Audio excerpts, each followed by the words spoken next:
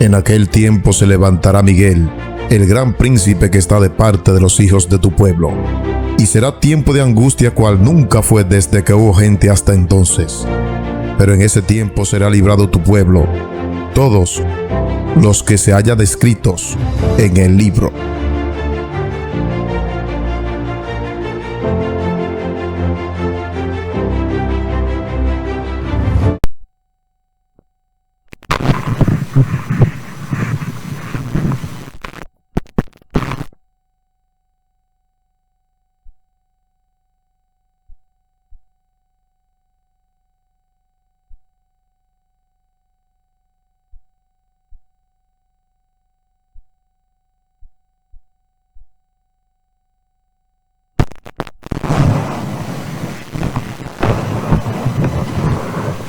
Durante toda esta semana, comenzando el domingo de esta semana, estuvimos siguiendo la serie a través de nuestro canal,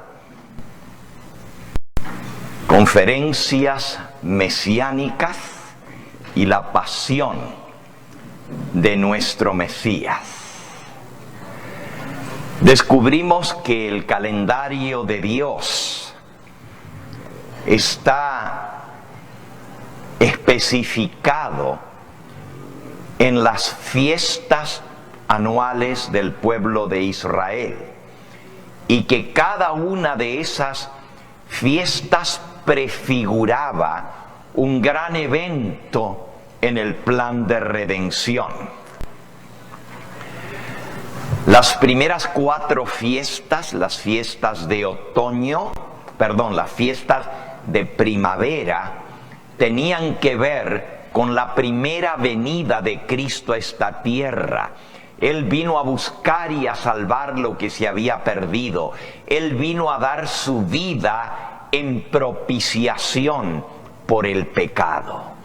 Y así Él cumplió lo que esas fiestas prefiguraban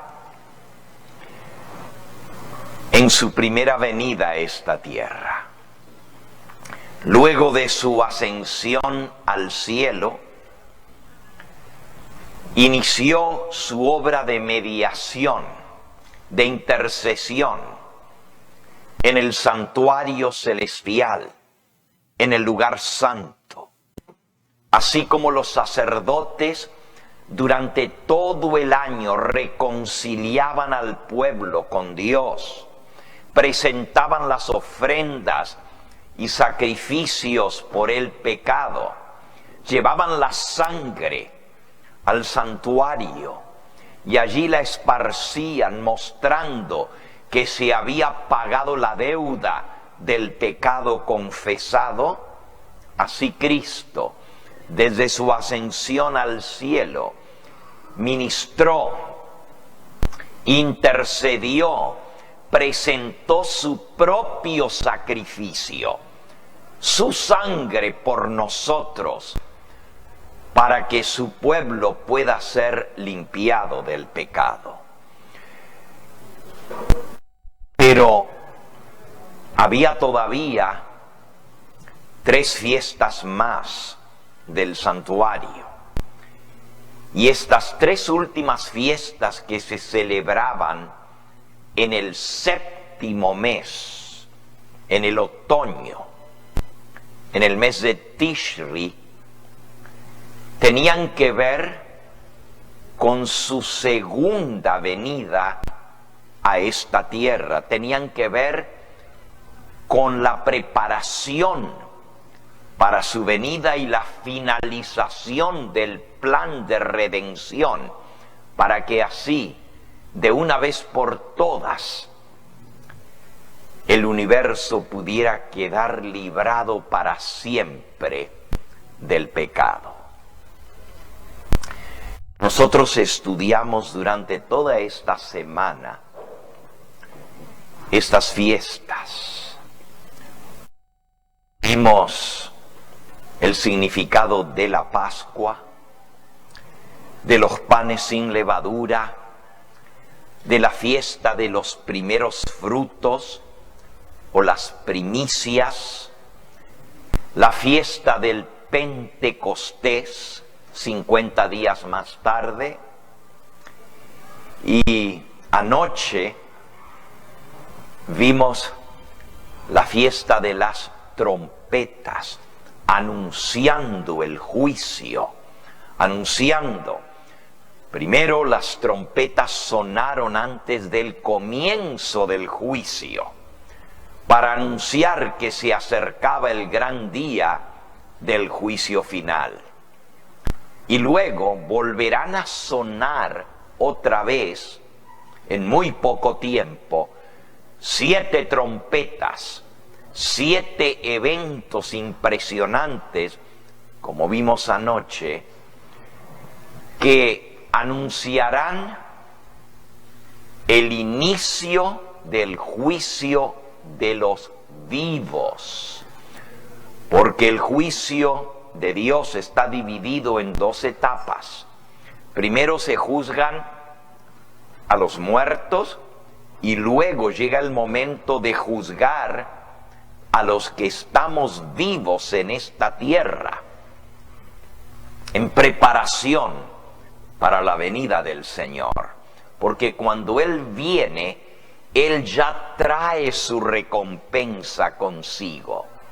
Dice, he aquí yo vengo pronto, Apocalipsis 22:12.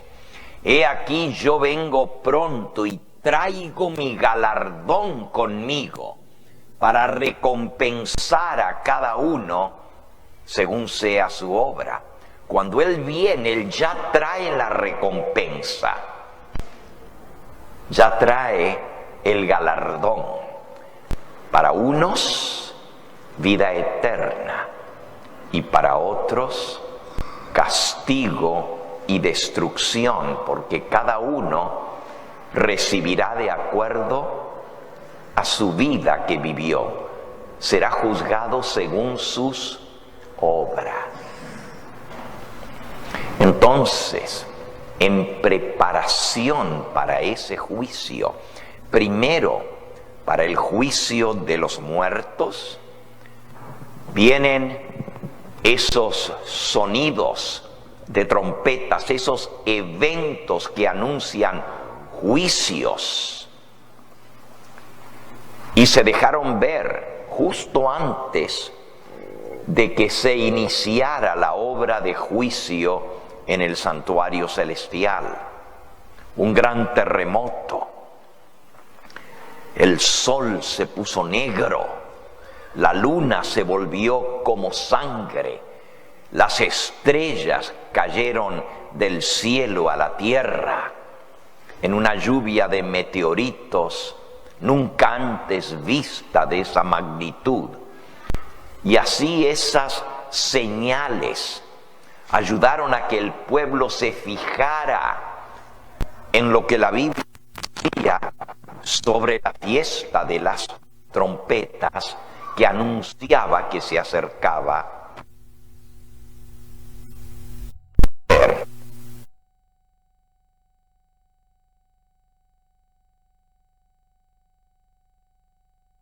la fiesta más solemne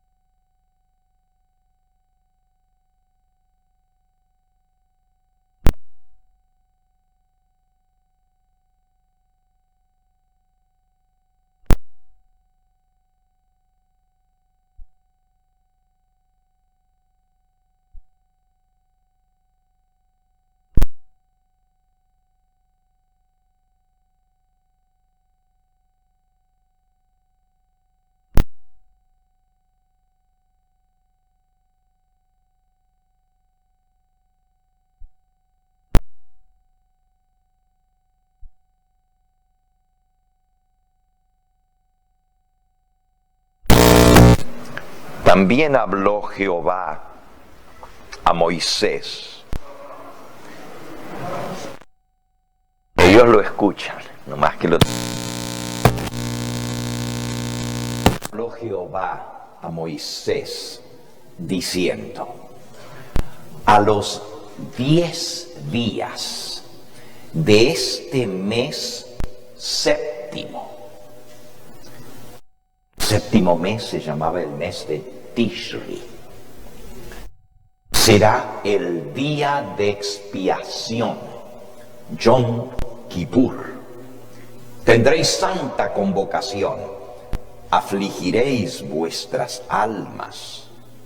No era una fiesta de regocijarse, como vamos a aprender esta tarde que era la fiesta de los tabernáculos, una fiesta de alegría, de gozo. No, esta era una fiesta solemne de afligirse. Afligirse significa reconocer nuestros pecados, confesarlos. Significa ser humildes delante de Dios y pedir la reconciliación. A los 10 días de este mes séptimo será el día de expiación. Tendréis santa convocación y afligiréis vuestras almas y ofreceréis ofrenda encendida a Jehová. Ningún trabajo haréis en este día, porque es día de expiación para reconciliaros delante de Jehová vuestro Dios. Porque toda persona que no se afligiere en ese mismo día será cortada de su pueblo. Y cualquier persona que hiciere trabajo alguno en este día, yo destruiré a la tal persona de entre su pueblo. Un trabajo haréis. Estatuto perpetuo es por vuestras generaciones, donde quiera que habitéis. Día de reposo será a vosotros, y afligiréis vuestras almas. Comenzando a los 9 días del mes en la tarde, de puesta de sol a puesta de sol, de tarde en tarde, guardaréis vuestro reposo. En estas instrucciones que Dios le dio a Moisés, 3 veces se menciona que en el día de expiación habían de afligir sus almas, y el que no se afligiere en ese día sería cortado de en medio de su pueblo. Esto es algo muy solemne, porque ser cortado del pueblo de Dios significa perderse. Soy parte de la congregación de Dios, ya no tengo derecho como hijo a los beneficios de los hijos de Dios. Por eso también se conoce el día de Yom Kippur como el día del juicio, porque allí se determinaba quiénes permanecían en el pueblo de Dios y eran contados como los redimidos y escogidos de Dios, y quienes eran separados del pueblo de Dios, cortados de en medio del pueblo escogido. De allí que la fiesta sea una fiesta tan solemne, pero también de aflicción, no de regocijo, de celebrar como la palabra fiesta quiere decir, sino más bien un día de reposo solemne. Ese día se decidía el destino de cada ser humano. Los judíos siempre consideraron el día de Yom Kippur como día de juicio. Todos los escritos judíos y en el Antiguo Testamento encontramos ese día mencionado como el día de expiación y día de juicio. Dios dio instrucciones específicas sobre este 10º día del 7º mes. En el capítulo 16, allí mismo en Levítico, Dios dio una cantidad de instrucciones de cómo se celebraba ese día. Levítico capítulo 16, vamos a leer los últimos versículos para ver de lo que nos viene hablando. Y dice allí en el versículo 29, esto tendréis por estatuto perpetuo. En el mes 7º, a los 10 días del mes, afligiréis vuestras almas. Ninguna obra haréis, ni el natural ni el extranjero que mora entre vosotros. Porque en este día se hará expiación por vosotros, y seréis limpios de todos vuestros pecados delante de Jehová. Día de reposo es para vosotros, y afligiréis vuestras almas. Es estatuto perpetuo.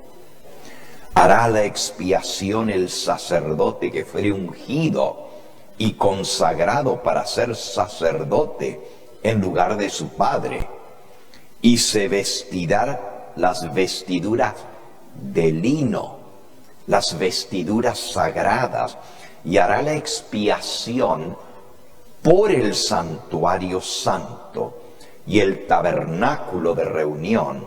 También hará expiación por el altar, por los sacerdotes y por todo el pueblo de la congregación.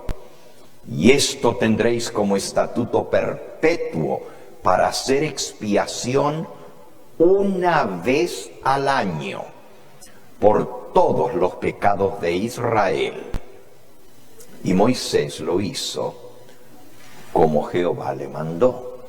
Así que ustedes ven la importancia de este día de expiación, que venía una vez al año. Y era un día muy solemne.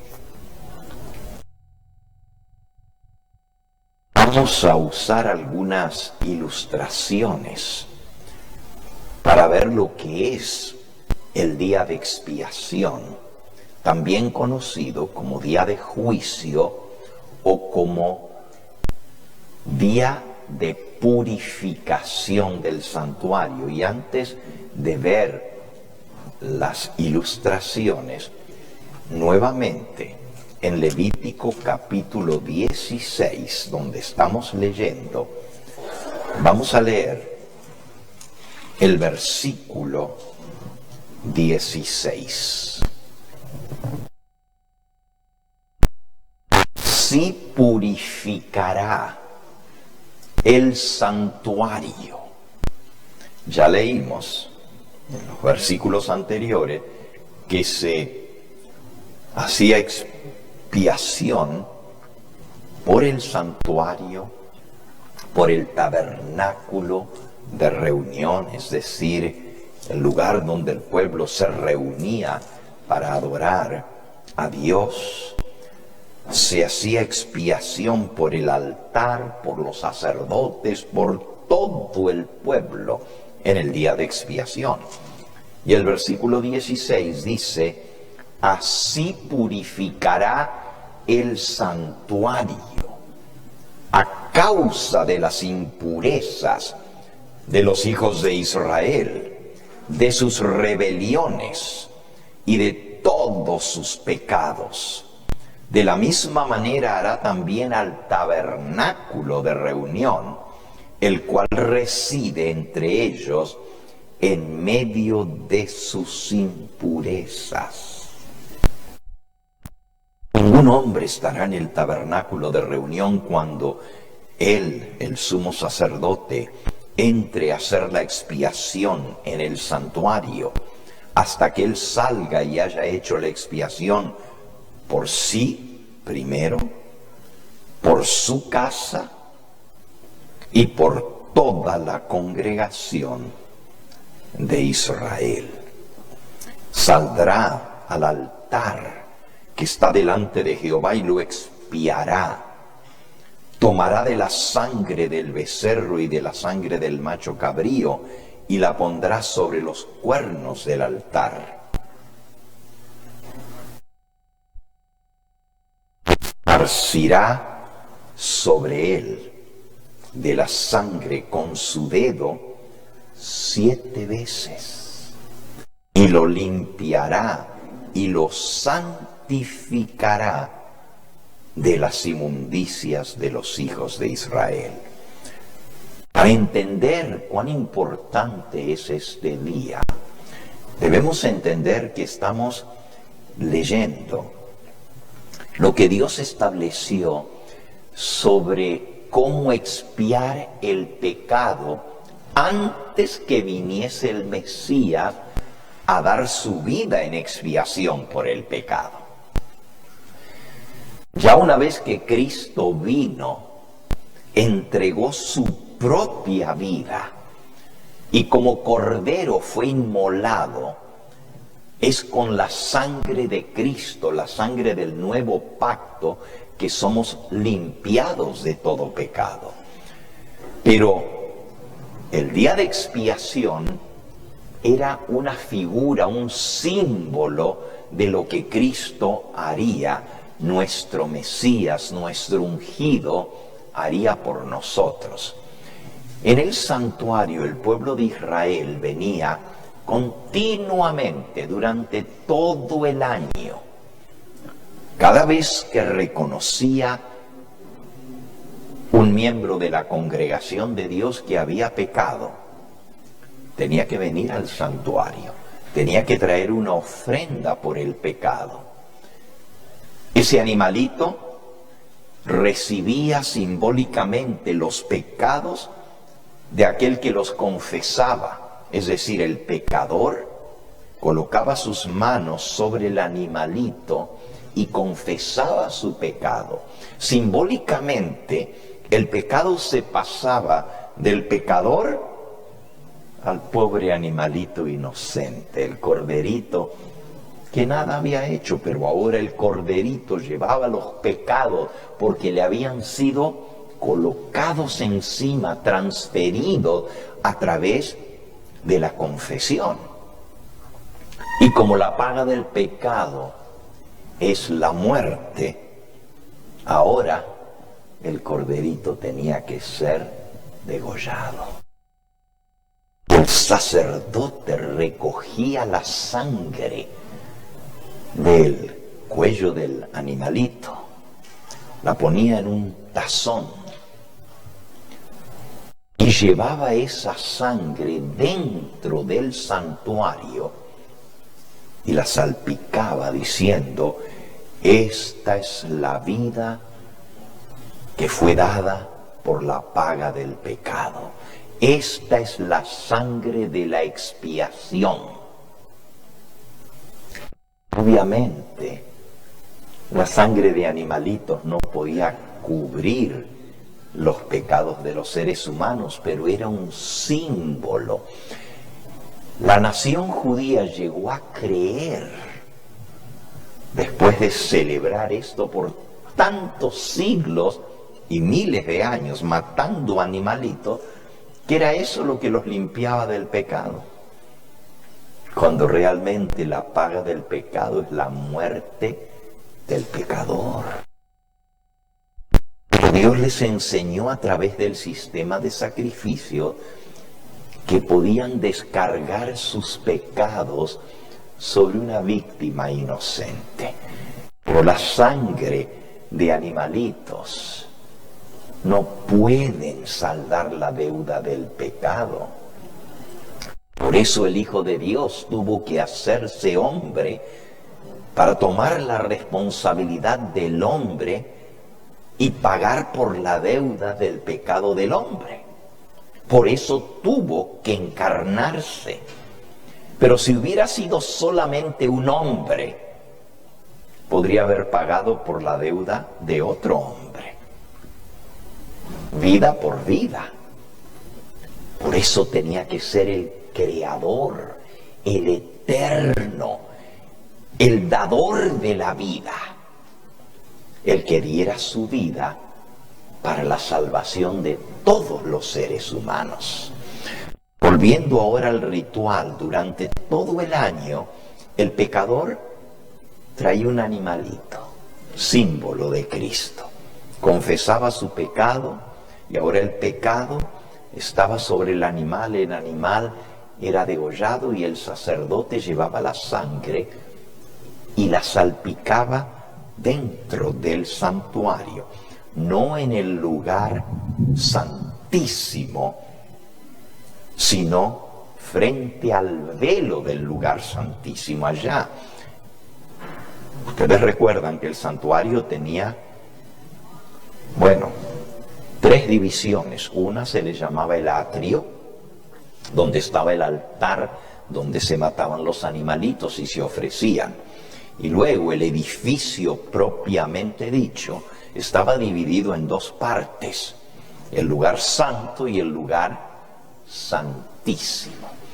En el lugar santísimo entraba el sumo sacerdote una sola vez al año, el día de expiación. Eso era tan importante ese día porque era algo muy, pero muy especial. Allí mismo en Levítico 16, ustedes pueden leerlo. Las instrucciones son muy claras. Dice el versículo 2, Jehová dijo a Moisés, di a Aarón, tu hermano, Aarón era el sumo sacerdote, que no en todo tiempo entre en el santuario detrás del velo, delante del propiciatorio que está sobre el arca del pacto, para que no muera, porque yo apareceré en la nube sobre el propiciatorio. No vaya a entrar en cualquier otro momento, porque va a morir. Una sola vez al año podía entrar en el lugar santísimo. Y era un ritual muy solemne. Dice el versículo 3, con esto entrará Aarón en el santuario, con un becerro para expiación y un carnero para el holocausto. El becerro era para los pecados del sacerdote y de su casa. Él tenía que ofrecer un becerro por sus propios pecados y llevar la sangre. Y el carnero era para los pecados del pueblo.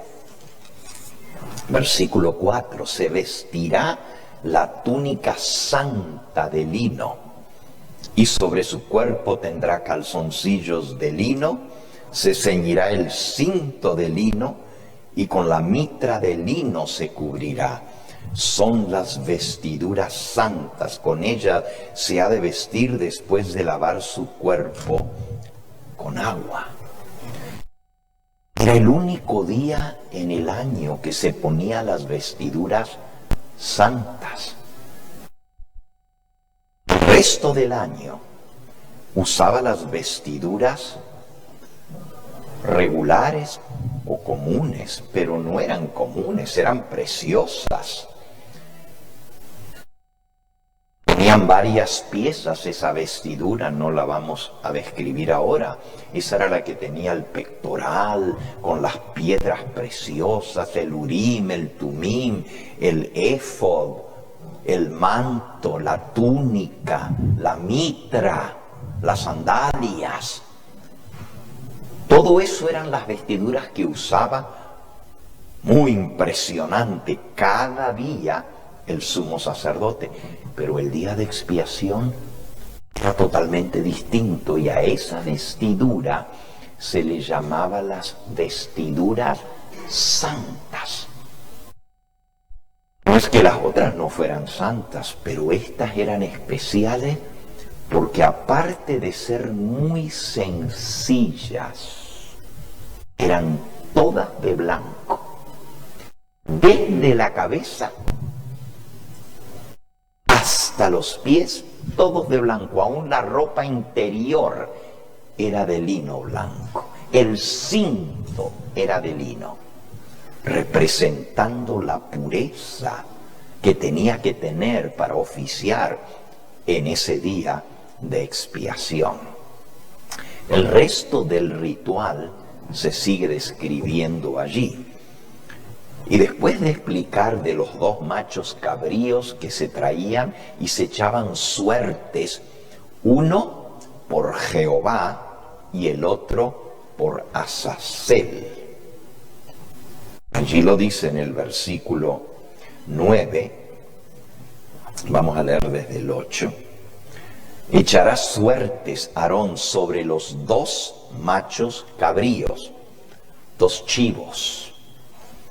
Una suerte por Jehová y la otra suerte por Azazel. Y hará traer Aarón el macho cabrío sobre el cual cayere la suerte por Jehová, y lo ofrecerá en expiación.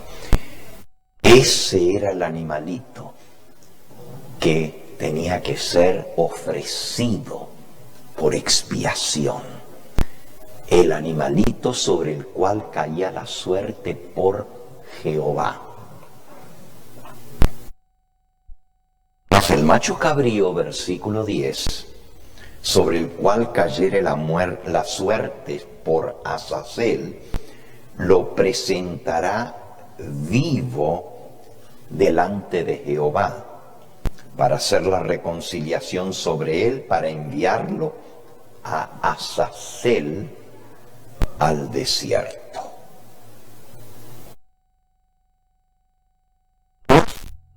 Machos cabríos, uno por Jehová, por el Eterno, y el otro por Azazel. Azazel es el adversario. Este macho cabrío era soltado vivo en el desierto y enviado a Azazel, es decir, a Satanás. Eso muestra también el día del juicio, que unos van a ser librados por la sangre del macho cabrío que se ofrece por ellos, el macho cabrío por Jehová, representando a Cristo, y el otro, el que representa a Satanás, es enviado a Azazel. Así pasará con aquellos que no están incluidos en la sangre del cordero, del macho cabrío, perdón, no del cordero, sino del macho cabrío, por Jehová. Vamos a ver un poquito más en detalle esto en un momento más. Luego sigue diciendo, versículo 11, hará traer a Aarón el becerro que es para expiación suya. Recuerden, el becerro era para pagar por los pecados de él y de sus hijos, de su casa. Hará traer a Aarón el becerro que era para la expiación suya, y hará la reconciliación por sí mismo y por su casa, y degollará en expiación el becerro que es suyo. Después tomará un incensario lleno de brasas de fuego del altar de delante de Jehová. Este no es el altar que está en el atrio donde se sacrifican los animalitos, sino el altar que está delante de Jehová en el lugar santo, el altar del incienso, donde se quemaba el incienso. Y se tomará un incensario lleno de brasas de fuego del altar de delante de Jehová, y sus puños llenos de perfume aromático molido, y lo llevará y lo colocará detrás del velo.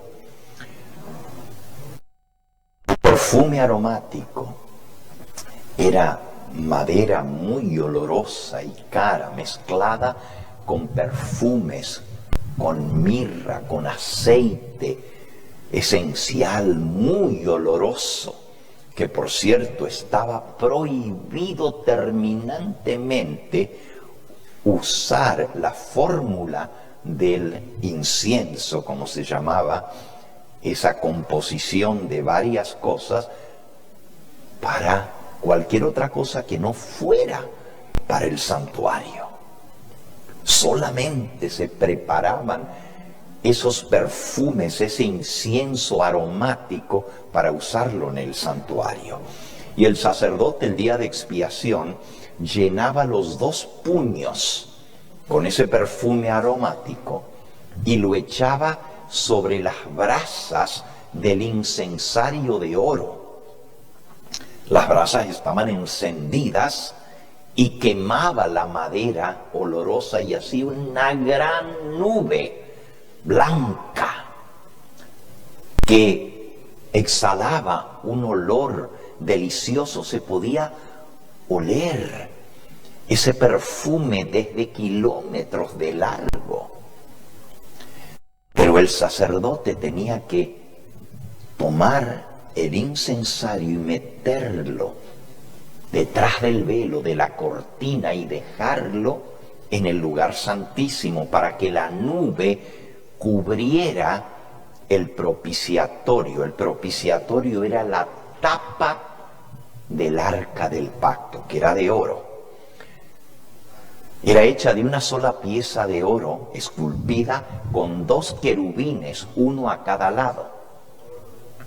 La caja en sí también era de oro, y dentro de esa caja de oro, se le llama el arca del pacto, estaba la santa ley de Dios.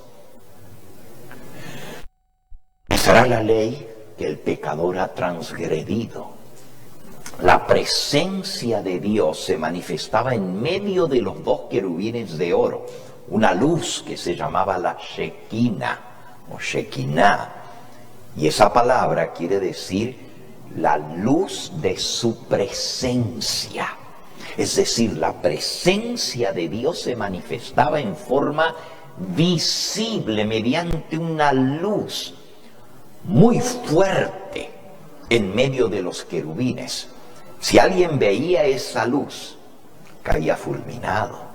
Por eso el sacerdote tenía que meter nomás su mano entre las 2 cortinas donde se unían. Él podía meter la mano donde se juntaban y poner el incensario y dejar que el humo del incienso cubriera totalmente el cuarto del lugar santísimo, para que cuando él entrara, la presencia de Dios estuviera encubierta detrás de la nube. Y la nube, el incienso, representan los méritos de nuestro Salvador, el Señor Jesucristo.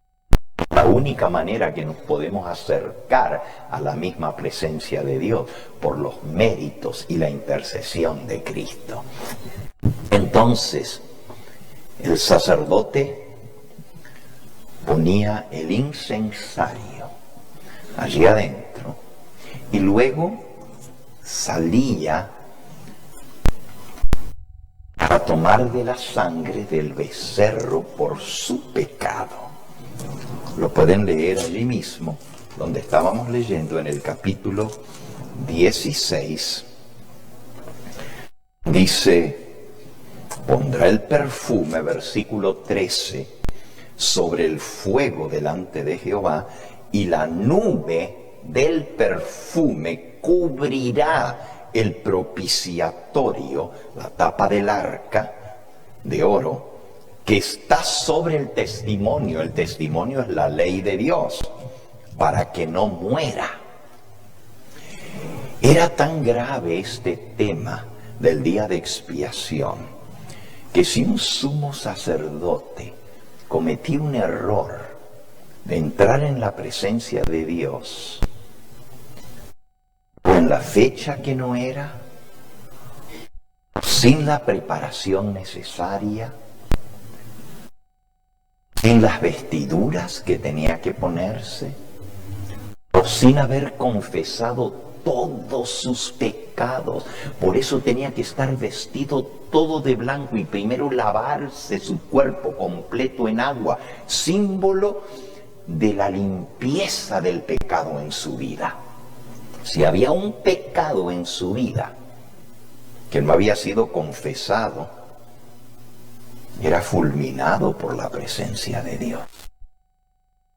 ¿Recuerdan lo que les pasó a los hijos de Aarón, Nadab y Abiú, que entraron detrás del velo cuando no correspondía, y en lugar de llevar fuego sagrado, llevaron fuego común? Deshonraron, blasfemaron a Dios, y ahí mismo cayeron fulminados de la misma presencia de Dios. De la Shequina salieron los rayos de fuego que los electrocutaron. Fueron muertos. Eso está en el versículo 1 de Levítico 16. Bueno, no la historia, pero la mención. Por eso dice, no se vayan a meter como Nadab y Abiú. Dice el versículo 1, habló Jehová a Moisés después de la muerte de los dos hijos de Aarón, cuando se acercaron delante de Jehová y murieron. Esto era tan grave porque a veces había sumos sacerdotes que han pecado escondido en su vida. No hacían la preparación necesaria. Podían morir. Estaban ahí adentro muertos. ¿Quién los sacaba? Nadie se atrevía a ir a la presencia de Dios porque estaba prohibido, solo el sumo sacerdote. Por eso es que después de que murió un sumo sacerdote, tomaron la práctica de atar un cordel, también de lino, tejido, como una trenza de lino tejida, y se la ataban al tobillo cuando el sumo sacerdote iba en el lugar santísimo, por si había pecado en él y era fulminado por la presencia de Dios, lo pudieran sacar tirando el cordel sin necesidad de entrar detrás del velo. Vean cuán sagrado era, por eso se le llama el día del juicio, porque cualquiera que tuviere pecado en él era cortado del pueblo de Dios, y Dios representaba esto con la muerte del sumo sacerdote, si había pecado en él. Por eso había 10 días para confesar el pecado, desde que sonaba el son de trompetas el primer día del 7º mes hasta el día 10º. Tenían 10 días para arreglar su vida con Dios, confesando sus pecados. Y entonces estaban listos para el día de expiación. Ok, siguiendo el ritual, dice el versículo 14, tomará luego de la sangre del becerro por el pecado de él o los pecados de él y de su casa, y la rociará con su dedo hacia el propiciatorio al lado oriental. Hacia el propiciatorio esparcirá con su dedo 7 veces de aquella sangre. Primero iba cuando ya la nube estaba cubriendo, entraba detrás del velo con el tazón de la sangre y la esparcía en el lado oriental, al este del propiciatorio, 7 veces con su dedo. Él no podía ver porque estaba completamente lleno de humo el lugar, pero se acercaba y con su dedo salpicaba 7 veces. Salía luego, versículo 15, degollaba el macho cabrío en expiación por el pecado del pueblo. El becerro era para los pecados de él y de su casa, y luego el macho cabrío por los pecados del pueblo, y llevará la sangre detrás del velo adentro, en el lugar santísimo, y hará de la sangre como hizo con la sangre del becerro, el de él, y la esparcirá sobre el propiciatorio y delante del propiciatorio. Con su dedo 7 veces tomaba de la sangre del macho cabrío y la esparcía, ya no al oriente, al este, sino ahora sobre el propiciatorio 7 veces, con su dedo la sangre, para expiar por los pecados del pueblo. Versículo 16. Así purificará el santuario a causa de las impurezas de los hijos de Israel, de sus rebeliones y de todos sus pecados. De la misma manera hará también al tabernáculo de reunión, el cual reside entre ellos en medio de sus impurezas. Durante todo el año, los miembros del pueblo de Dios que habían reconocido que habían pecado, traían un animalito y esa sangre se salpicaba en el lugar santo frente al velo. Detrás estaba el arca del pacto con la ley de Dios que había sido transgredida.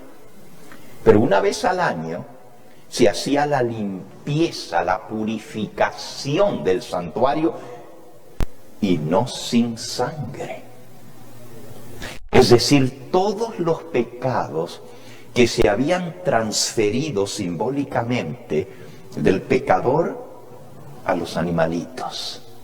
Y por la sangre, el registro de ese pecado confesado ahora era llevado al santuario y se salpicaba diciendo: esta es la sangre que ha cubierto el pecado. Y luego el sacerdote decía: ya se hizo la expiación, y salía a decirle al pecador: ya la sangre fue salpicada.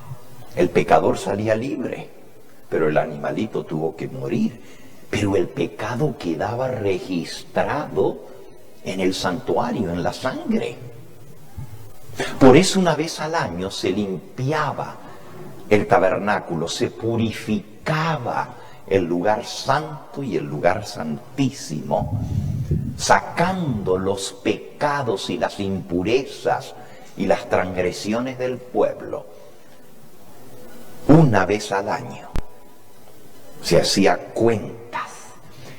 Si algún pecador no había confesado su pecado,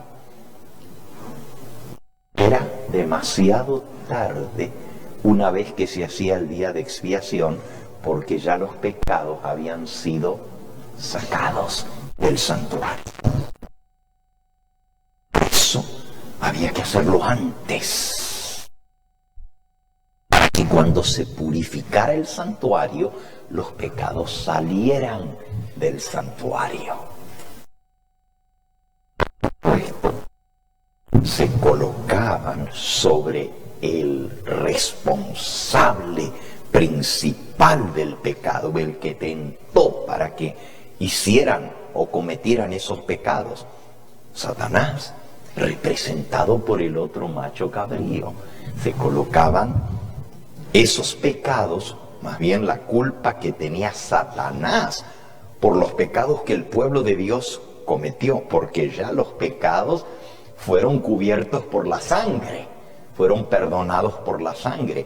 Pero el que tenía la responsabilidad principal era Satanás, y él ahora tenía que ser enviado al desierto a llevarse lejos todos los pecados del pueblo de Dios para siempre.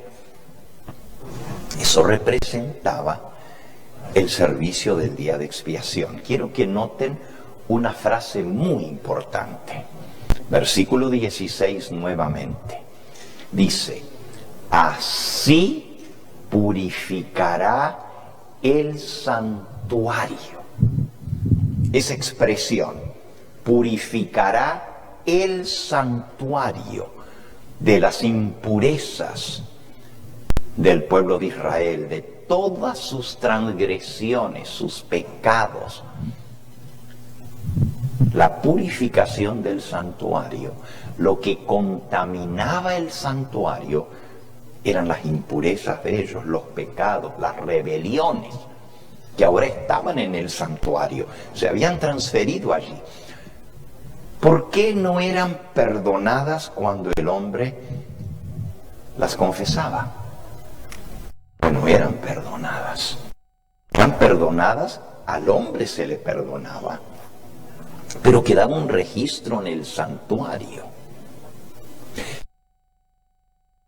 Y ese hombre pecador seguía confiando en el Señor y en el sacrificio, y cada vez que pecaba traía el animalito.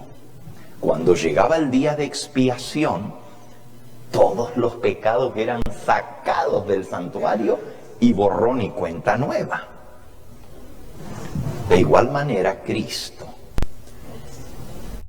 al final de su ministerio, limpia el santuario celestial de todos nuestros pecados que están registrados en los libros del cielo y que nosotros hemos confesado. Están anotados. ¿Por qué no los borra de una sola vez? Porque Dios respeta el libre albedrío de sus criaturas. Y si una de esas personas que se arrepintió y pidió perdón, más adelante ya no quiere el perdón, ya no quiere seguir dependiendo de la sangre de Cristo, y dice, y lo podemos leer, está en el libro de Hebreos, en el capítulo 10. Miren cuán solemne es esto también, porque yo puedo recibir a Cristo como mi Salvador personal, puedo confesarle mis pecados, puedo ser perdonado, pero los pecados no son eliminados hasta el día de Yom Kippur, hasta el día de expiación, cuando son sacados y enviados lejos. Dice Hebreos capítulo 10, versículo 26. Porque si pecáramos voluntariamente, después de haber recibido el conocimiento de la verdad, ya no queda más sacrificio por los pecados, sino una horrenda expectación de juicio y de hervor de fuego que ha de devorar a los adversarios. El que viola la ley de Moisés por el testimonio de 2 o 3 testigos muere irremisiblemente. ¿Cuánto mayor castigo pensáis que merecerá el que pisoteare al Hijo de Dios y tuviere por inmunda la sangre del pacto en la cual fue santificado e hiciere afrenta al Espíritu de gracia? Pues conocemos al que dijo, mía es la venganza, yo daré el pago, dice el Señor. Y otra vez, el Señor juzgará a su pueblo. En el día de expiación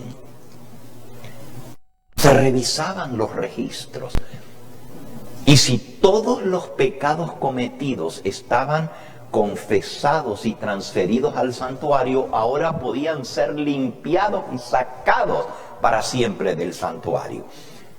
Pero si el pecador, después de haber confesado sus pecados, voluntariamente volvía otra vez al mal camino y a seguir a sabiendas en rebelión contra Dios, y tiene por inmunda la sangre del pacto con la cual fue perdonado, dice: ya no me importa ni de Cristo, ni de su sangre, ni de su sacrificio, ni de su intercesión, ya yo quiero vivir mi vida como yo quiero. Los pecados que están en el santuario, el día de expiación, colocados de vuelta sobre aquel que ya no quiere la sangre de Cristo. Solemne, porque si yo rechazo el sacrificio de Cristo, en ese día final de expiación, cuando se hace el juicio, son cortados del pueblo de Dios. Esto es lo que significa el día final de expiación. Ahora, la expresión que les dije que recuerden era: así purificará el santuario de las impurezas, de los pecados y rebeliones del pueblo de Dios. Una gran profecía que señalaba cuándo esto iba a ser hecho. Nosotros vimos esta semana que cada una de las fiestas del santuario no solamente prefiguraba un acto en el plan de redención, un evento, pero que cada fiesta se cumplía en la fecha señalada, y Cristo la cumplió en la fecha de la fiesta. Por ejemplo, la profecía que decía que el cordero iba a ser inmolado en la Pascua, se mataba el cordero. Cristo, el Cordero de Dios, es sacrificado el mismo día que se mataba el cordero pascual. Es más, murió a las 3 de la tarde, a la hora que se mataba el cordero pascual. Resucitó de la tumba el mismo día de la fiesta de los primeros frutos o de las primicias. Fue entronizado y ungido como sumo sacerdote en el cielo en el mismo día de la fiesta del Pentecostés.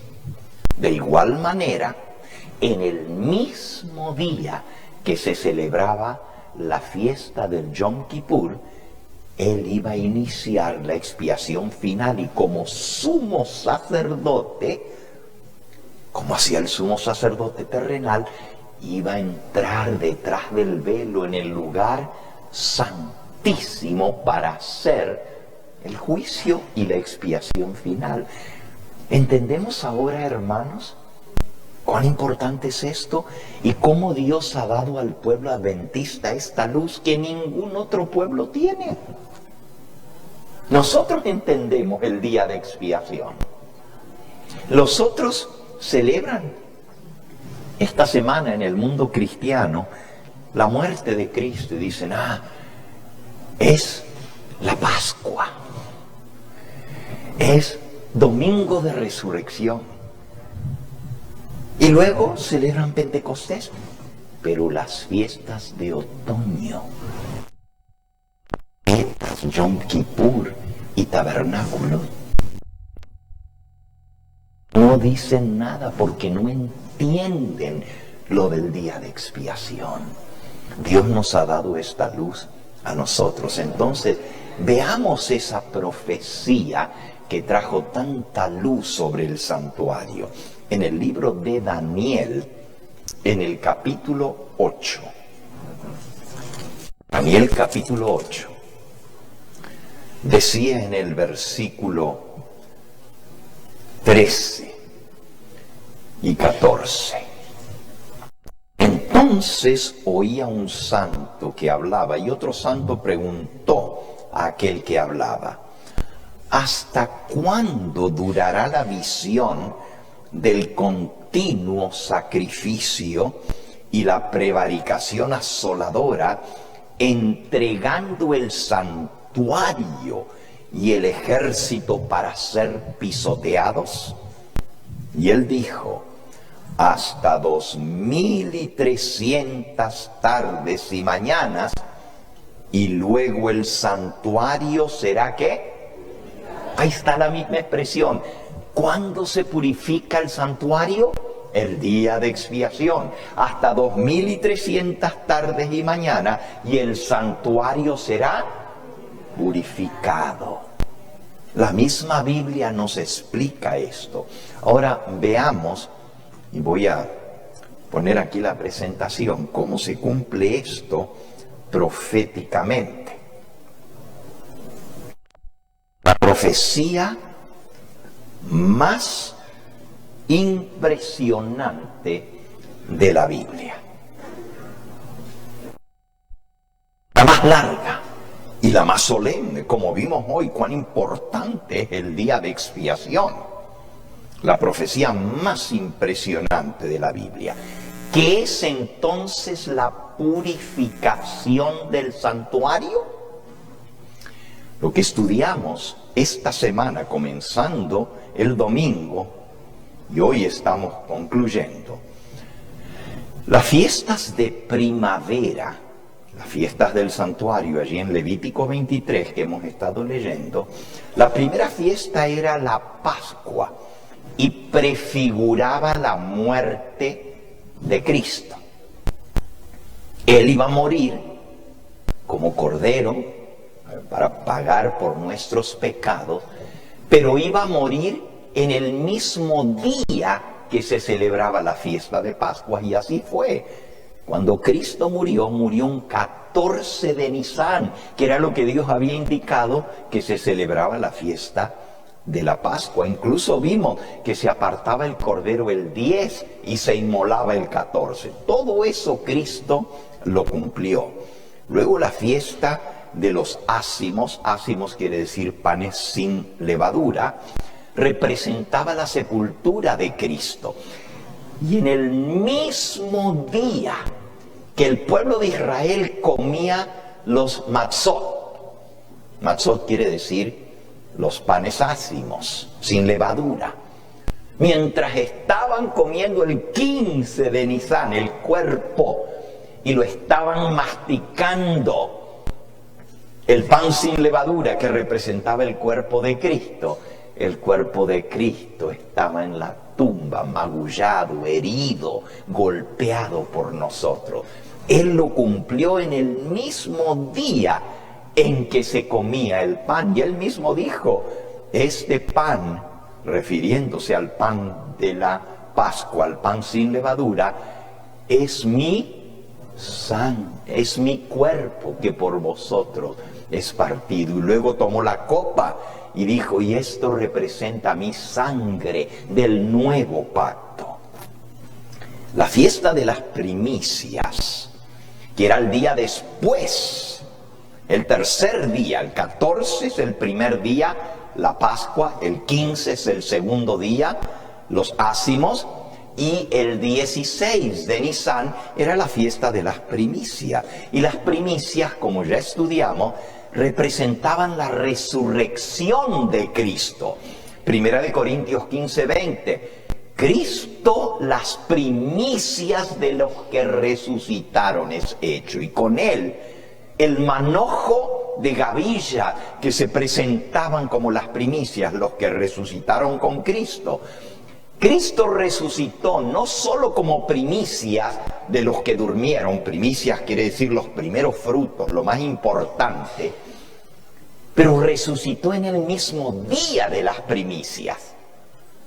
Y a la misma hora que el sacerdote mecía la gavilla de los primeros frutos, Cristo se presenta ante el Padre.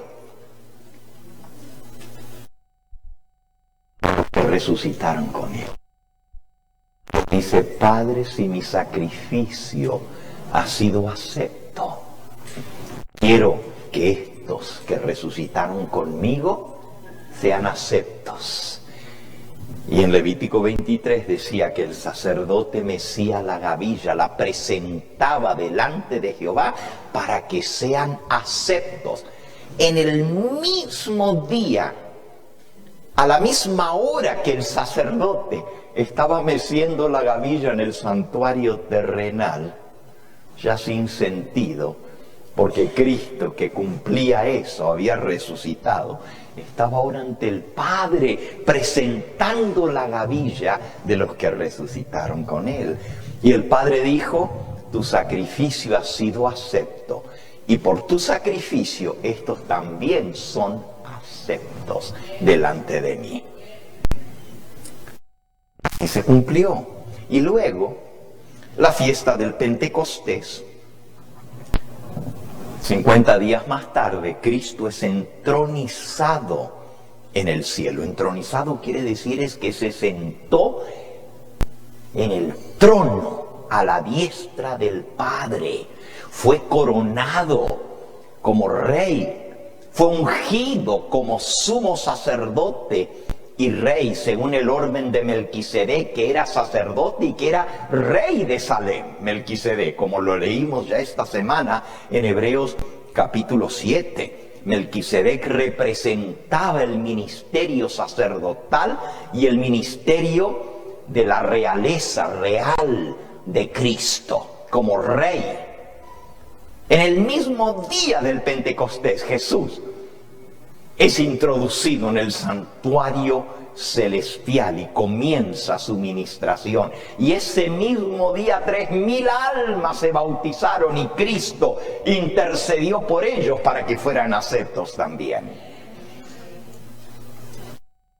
Así como las fiestas de primavera se cumplieron exactamente, no solamente lo que prefiguraban, el evento que señalaban, pero también se cumplieron en la fecha que se celebraba esa fiesta. De igual manera, las fiestas de otoño, trompetas, expiación y cabaña, habrían de cumplirse en el ministerio de Cristo, no solo lo que prefiguraban, sino también en la fecha señalada.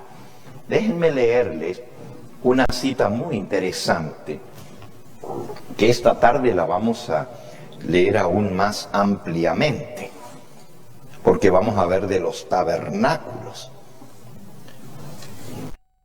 Por aquí en el libro El conflicto de los siglos, en la página 200, a ver aquí,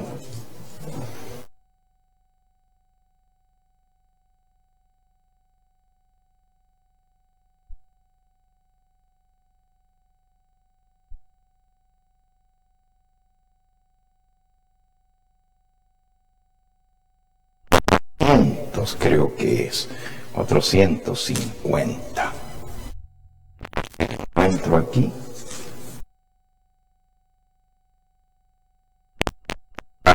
...450, dice así: la inmolación del Cordero Pascual, la muerte del Cordero, prefiguraba la muerte de Cristo. Prefiguraba anunciaba en figura la muerte de Cristo. Pablo dice: nuestra Pascua, que es Cristo, fue sacrificada por nosotros.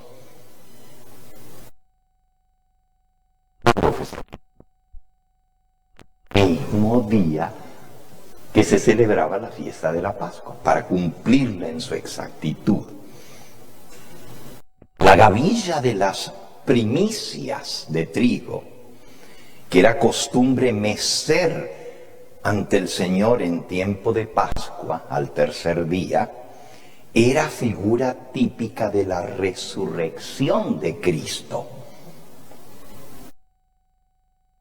Pablo dice, hablando de la resurrección del Señor, y de todo su pueblo, Cristo las primicias, luego los que son de Cristo resucitarán en su venida. Como la gavilla de la ofrenda mecida, que eran las primicias o los primeros granos maduros recogidos antes de la cosecha, así también Cristo es primicia de aquella inmortal cosecha de rescatados, que en la resurrección futura serán recogidos en el granero de Dios. Y ahora viene lo que quiero leerles. Presten atención. Estos símbolos, las fiestas, estos símbolos se cumplieron no solo en cuanto al acontecimiento que prefiguraban, sino también en cuanto al tiempo que señalaban. Dos cosas. La muerte del Cordero simbolizaba o prefiguraba la muerte de Cristo. Pero no solamente Cristo murió como Cordero, murió en el día que se mataba el Cordero, a la hora que se mataba el Cordero. Su resurrección no solo prefiguraba la fiesta de las primicias, pero Cristo resucitó en el mismo día de la fiesta de las primicias. Y lo mismo pasó con Pentecostés. Escucha. Asimismo, los símbolos que se refieren al segundo advenimiento de Cristo deben cumplirse en el tiempo indicado por el ritual simbólico.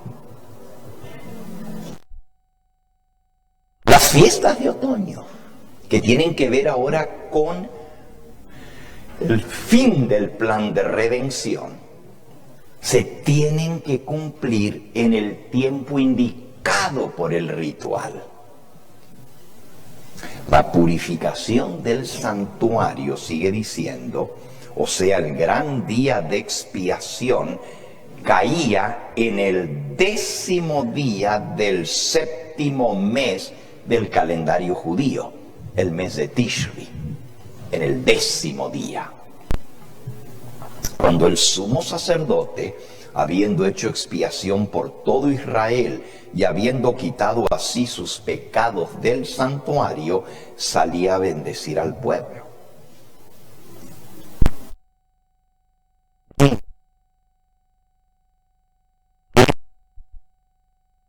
En ese mismo día, el 10º día del 7º mes, el gran día de expiación, el tiempo de la purificación del santuario, el cual en el año 1844 cayó el 22 de octubre, ese fue el día cuando Cristo entró en el lugar santísimo, en el mismo día.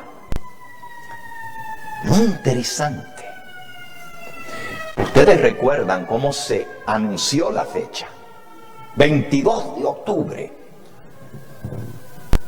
Solo que pensaban que el santuario que iba a ser purificado iba a ser aquí la tierra. Y ese fue el gran error. No error en la profecía, sino en la interpretación de la profecía.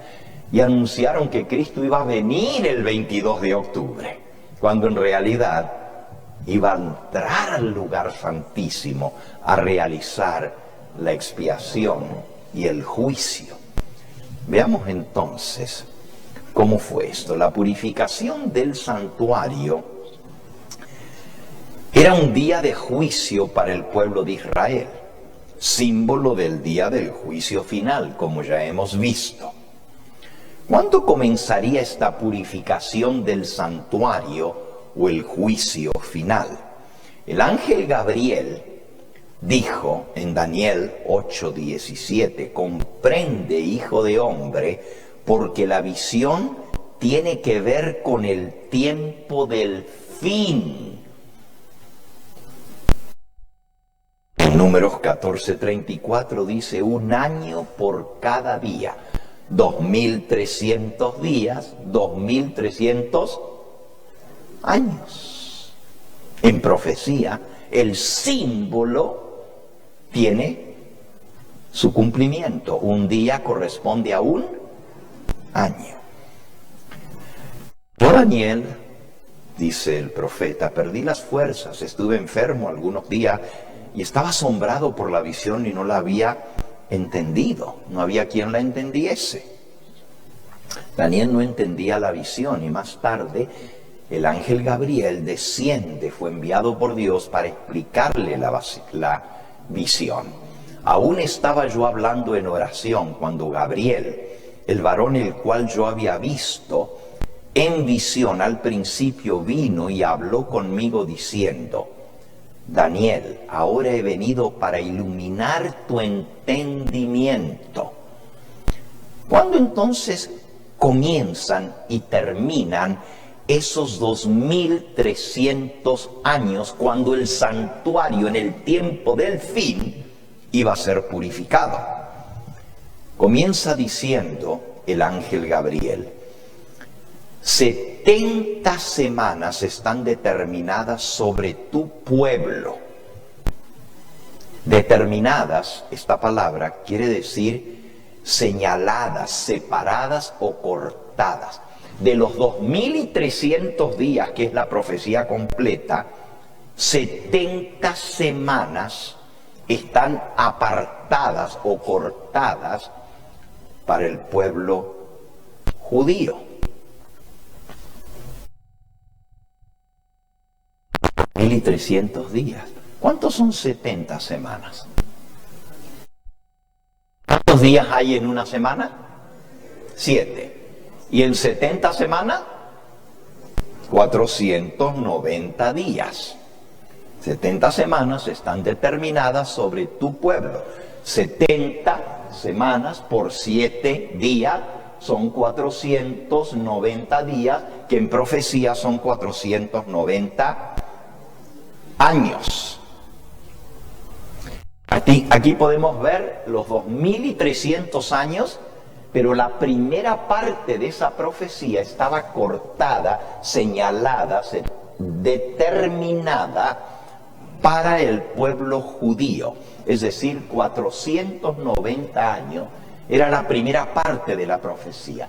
Y la segunda parte señalaba la fecha del comienzo de la purificación del santuario. Aquí podemos ver la profecía completa. Quizás está muy pequeñito para que los que están allá atrás la puedan leer, pero aquí dice 70 semanas o 490 años están determinadas sobre tu pueblo.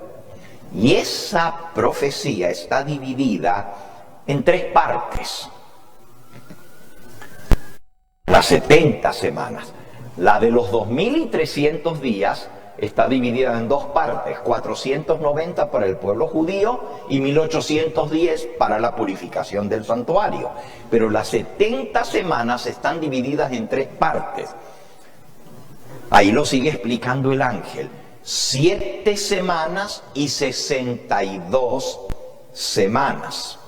Contarás 7 semanas de años, 7 veces 7 años. De modo que los días de las 7 semanas de año vendrán a serte 49 años. Pero como son 70 semanas, fíjense lo que dice: entonces harás tocar fuertemente la trompeta en el mes 7º. A los 10 días del mes, el día de la expiación, haréis tocar la trompeta por toda vuestra tierra. Una semana profética son 7 años literales. 7 años por 7 son 49 años. Y 70 semanas son 490 años. Ahí podemos ver la primera semana. 7 semanas y 62 semanas. En la parte de abajo lo pueden leer, y lo podemos leer allí en a Daniel capítulo 9. Dice,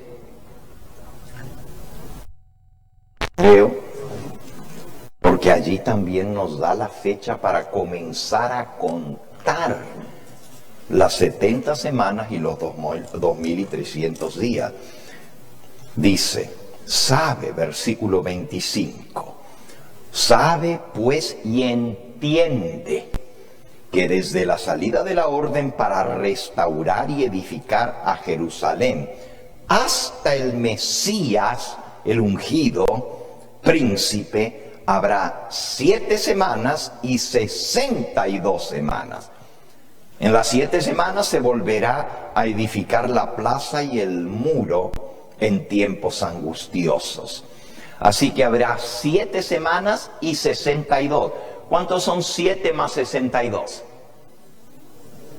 69. ¿Y cuánto era el total?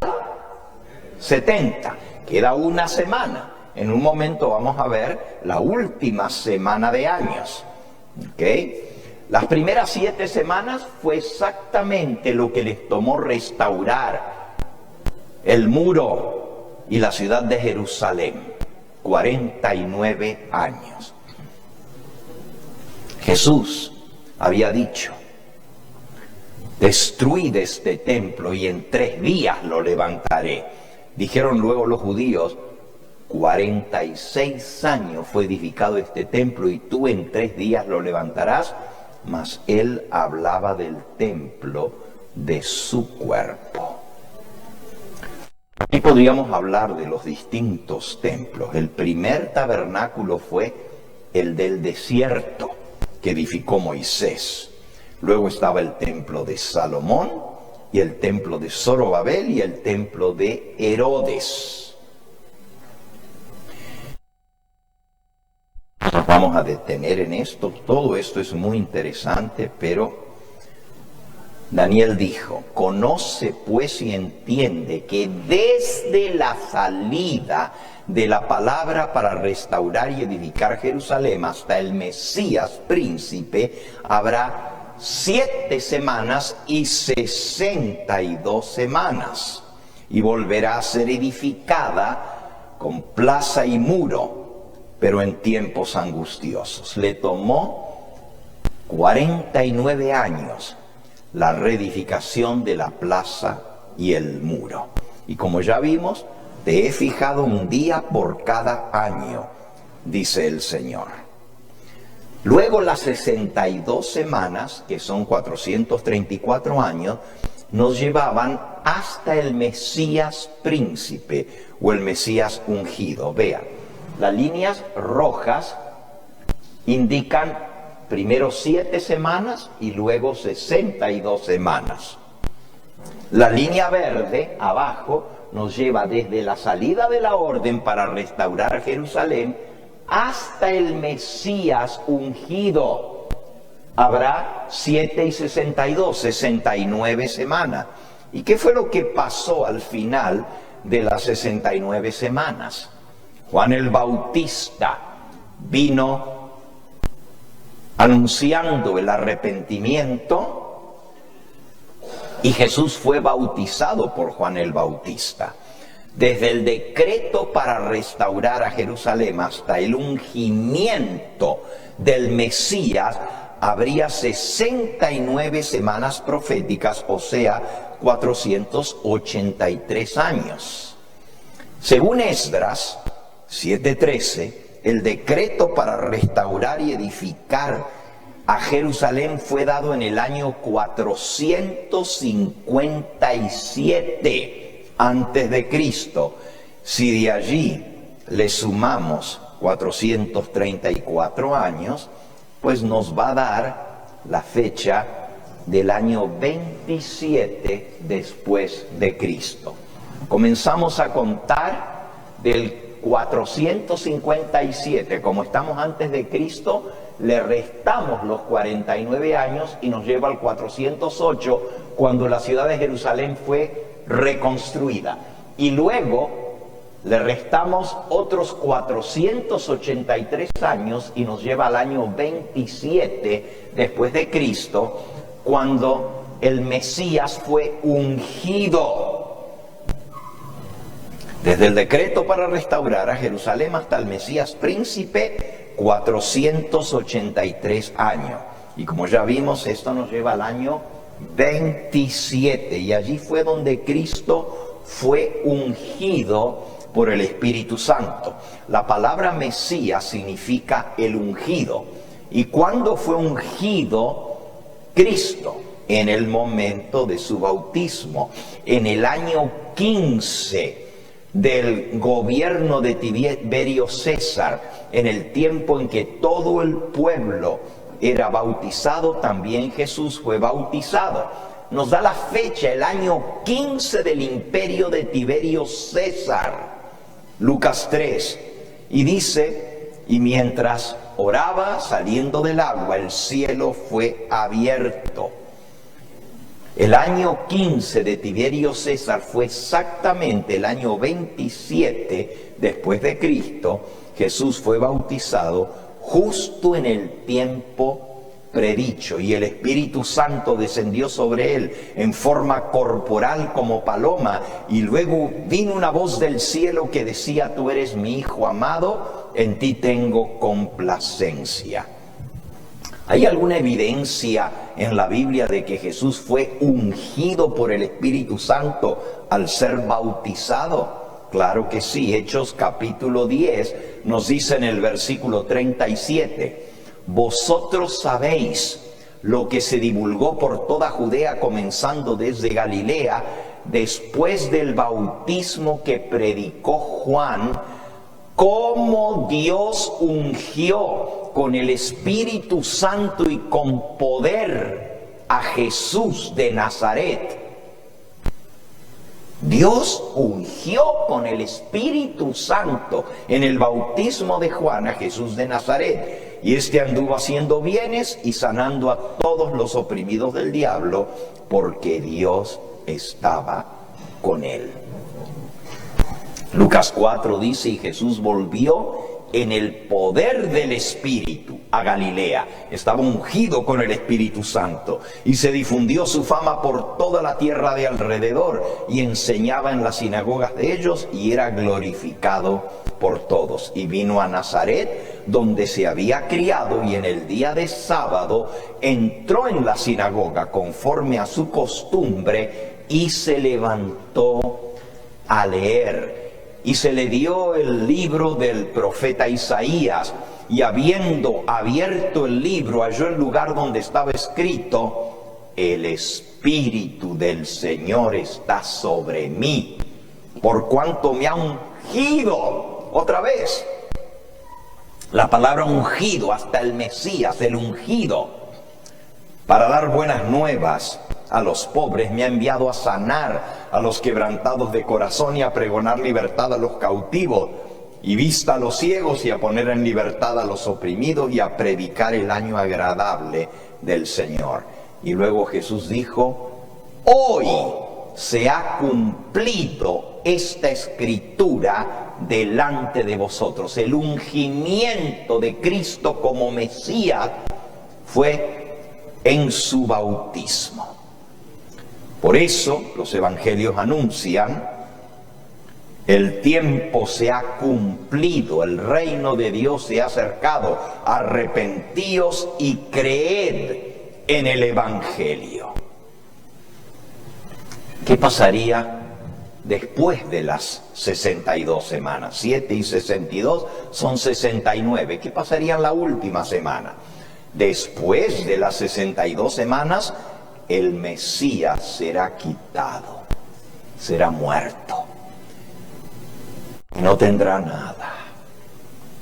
Y el pueblo de un gobernante que ha de venir destruirá la ciudad y el santuario. Por una semana él confirmará un pacto con muchos, y en la mitad de la semana hará cesar el sacrificio y la ofrenda. Exactamente desde el bautismo de Cristo hasta su muerte pasaron 3 años y medio, la mitad de la semana. Cristo fue bautizado al cumplir 30 años. en la fiesta de los tabernáculos y fue crucificado en la fiesta de la Pascua, que son exactamente 3 años y medio, el día exacto, 1260 días después, se le quitó la vida en el Calvario. Esto lo estudiamos esta semana. Las 70 semanas profetizan acerca de Jesús. Y por eso hemos visto que esto estaba profetizado.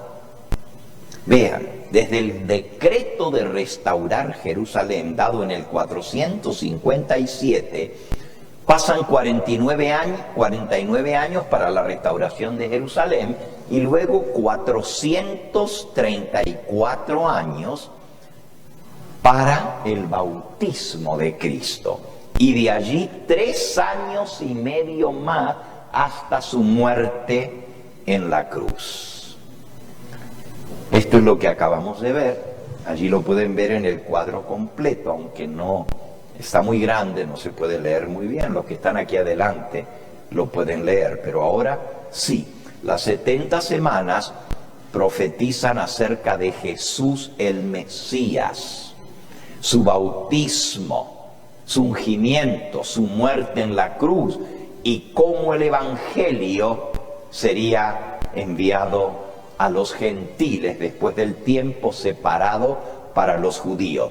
A la mitad de la semana, Cristo, el Mesías, haría cesar el sacrificio y la ofrenda.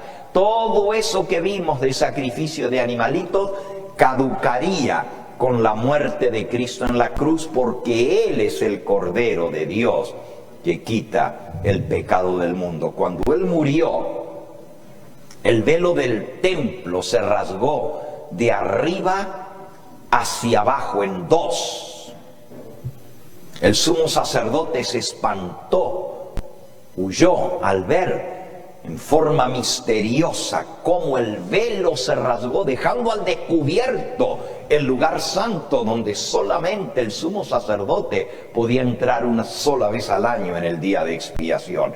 Eso ponía fin al sistema terrenal de perdón de los pecados y de sacrificio, porque el sacrificio de Cristo en la cruz del Calvario iba a poner fin a los sacrificios de animales.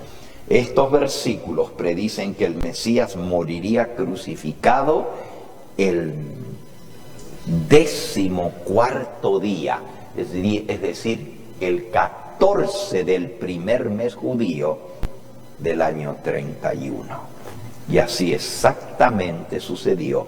Según las profecías de Daniel, el pacto de Dios con los judíos terminaría en el año 34. Bueno, hoy hemos visto el cumplimiento de esto. Lo que nos interesa ver ahora, esto lo voy a saltear, tiene que ver con toda esta profecía, pero vamos a ir aquí, al final de esta profecía. Cristo asciende, como vimos el día de Pentecostés, y entra en el lugar santo.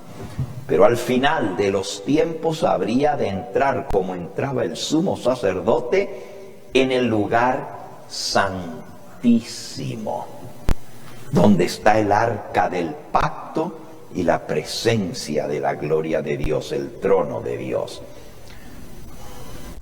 Respondió el ángel: hasta 2300 tardes y mañana, y luego el santuario será purificado. Por eso se predicó: temed a Dios y dadle gloria, porque ha llegado la hora de su juicio. Y Cristo, nuestro sumo sacerdote, según la profecía, entró cumpliendo exactamente como se cumplieron las demás fiestas en el año 1844. Estamos nosotros viviendo en la hora del juicio de Dios. Por eso sonaron las trompetas. Y esto nos muestra que queda muy poco tiempo. Cuando termine el juicio, volverán a sonar las trompetas como sonaba el día de expiación. Primero sonaba en el día primero del 10º mes, y luego sonaban otra vez en el día 10 del 7º mes. De igual manera, las trompetas tienen doble sonido. Sonaron para anunciar que se acercaba el juicio, con los eventos que ya estudiamos el jueves. Estudiamos acerca del gran terremoto, el día oscuro, la luna en sangre, las estrellas que cayeron del cielo. Eran las trompetas que anunciaban que el juicio se acercaba. Pero otra vez van a sonar las trompetas cuando comience el juicio de los vivos, cuando esté por terminar el día de expiación. Sí, mis amigos, el tiempo de gracia se está acabando. Así como Dios levantó a Noé para proclamar que el mundo iba a ser destruido, y Noé predicó por 120 años, pero la gente no le creyó. Él predicaba y trabajaba porque creía en su predicación, pero nadie le creyó, solo su familia se salvó. Y la Biblia dice que vino el diluvio y los destruyó a todos. Así será en los días del Hijo del Hombre. Se ha estado proclamando la hora del juicio de Dios, pero muy poca gente acepta creer en lo que está sucediendo en el cielo, que estamos viviendo en el gran día de expiación, que se está haciendo el juicio, primero de los muertos y luego el de los vivos. Pero un día Jesús saldrá de allí. Nuestra lectura bíblica que se leyó hoy estaba en Hebreos capítulo 9 y decía: Cristo no entró en el lugar santísimo hecho de manos, figura del verdadero, sino en el cielo mismo, para presentarse ahora delante de Dios a nuestro favor. Y cuando termine su obra en el lugar santísimo, vendrá otra vez a reclamarnos como suyos. Y terminamos con nuestro último versículo en Apocalipsis capítulo 22, las palabras que Jesús va a hacer cuando termine la obra en el lugar santísimo. Dice el versículo 11, que Él va a echar el incensario al suelo y va a decir: consumado es.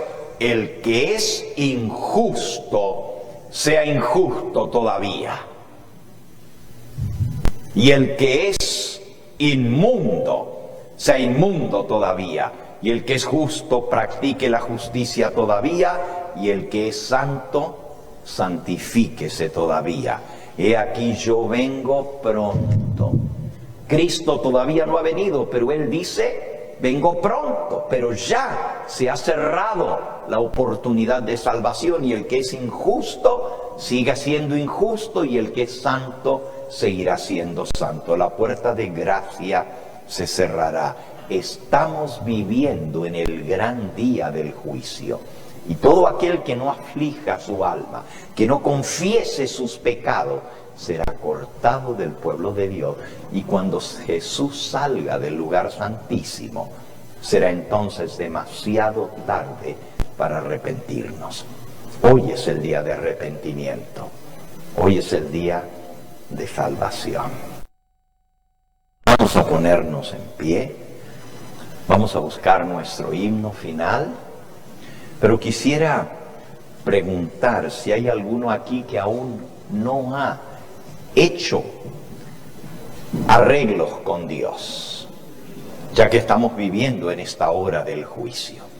Si hay alguno que aún no ha aceptado la sangre del nuevo pacto para limpiarlo de pecado, no ha recibido a Cristo como su Salvador, como su Señor, como el que pagó por sus pecados, y necesita hoy hacer ese pacto de salvación con Dios. ¿Hay alguien aquí que aún no ha tomado el paso del bautismo? El apóstol Pedro dijo: arrepentíos. Hechos 2:38. Hechos 2:38. Arrepentíos y bautícese cada uno de vosotros en el nombre de Jesucristo para perdón de los pecados, y recibiréis el don del Espíritu Santo. Tú también puedes ser sellado con el Espíritu Santo, pero necesitas arrepentirte y ser bautizado en el nombre de Cristo. Y así tu nombre quedará registrado en el libro de la vida. Tus pecados te son perdonados. Y cuando tu nombre sea llamado y se abren los libros, el Señor Jesús va a decir: sus pecados están confesados. Aquí tengo la prueba. Se bautizó y todo quedó borrado. En aquel tiempo se levantará Miguel, el gran príncipe que está de parte de los hijos de tu pueblo. Y será tiempo de angustia cual nunca fue desde que hubo gente hasta entonces. Pero en ese tiempo será librado tu pueblo, todos los que se hallan descritos en el libro.